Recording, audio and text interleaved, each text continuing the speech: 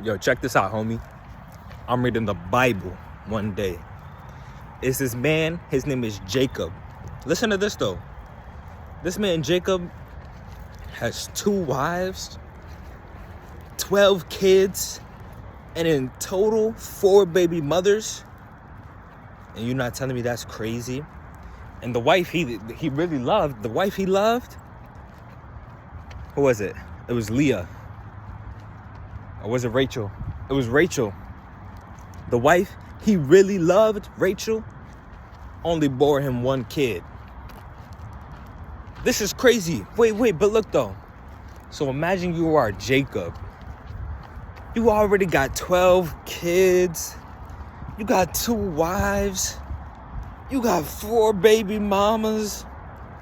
Like, this is stressful, bruh. I might spaz out.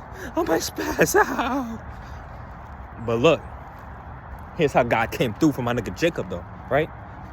So, Jacob, he low-key got beef with this dude who was his brother, Esau. It was over something that happened in their childhood, really. You know what I'm saying? Because really what happened was Jacob had tricked their father into blessing Jacob instead of Esau, who was the firstborn. So he should have received the blessing, right? Since he was born first. But what happened was Esau one day came in from hunting. So he was too hasty, and he sold his inheritance right, his birthright as the firstborn. He sold it to his younger brother for the sake of 1 meal. And that's a whole nother lesson and story within itself.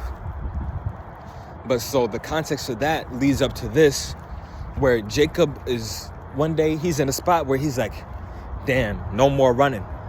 I have to talk to my brother Esau. I have to meet him face to face. There's no more running right now. You know what I'm saying? And I know a lot of people are probably in very similar situations in a day-to-day basis where there's people they don't want to talk to. People don't, for the lack of better words, and excuse my language, but they don't fuck with them. I know it's a lot of y'all that feel that way about a lot of people in your lives. But look at how Jacob and Esau end up handling this situation. So Jacob is like, there's no more running. I have to face him.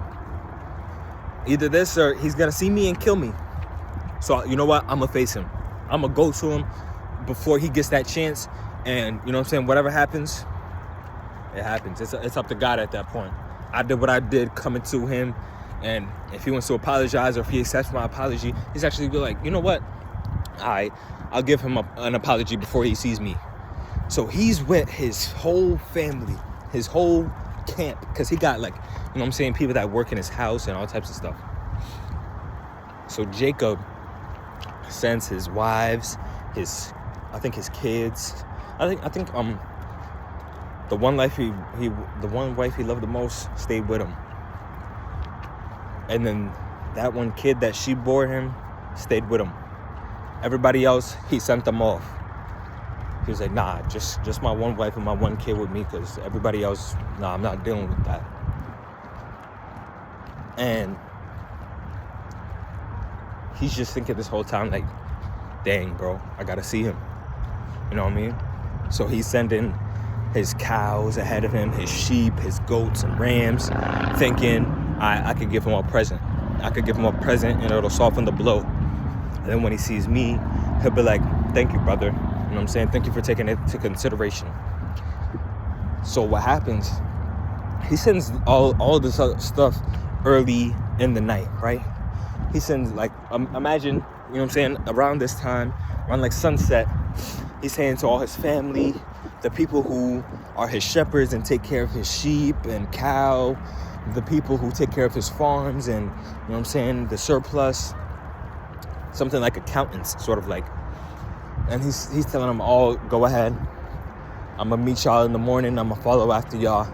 And then that's when I'm going to meet my brother. He goes to sleep a little bit that night in his tent. And he wakes up. He wakes up to a man rummaging in the camp. He's like, yo, who this nigga? Who this, yo? You know what I'm saying? He'd go check it out. Now, understand this.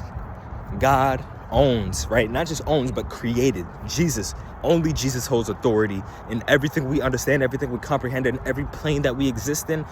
Jesus holds the power. Jesus holds the authority. Jesus is the Alpha and the Omega, the beginning and end, the first and the last. And so Jesus, essentially, because there's only one Lord, one God, one faith, one baptism, one God and Father who's over all and in all and through all. So it's essentially Jesus that is there right then, because Jesus is eternal. He's the way, the truth, and the life. That's why he's the only reason we could be saved, is because he's eternal and pure, fully holy, like we could never be. He's fully wholesome and righteous, like we could never be, right? He sees Jesus and he's like, oh, that's God over there. That's God over there. What's the first thing this man do? He grab him. I'm not talking about God. I'm not talking about, you know what I'm saying, Jesus. I'm talking about Jacob.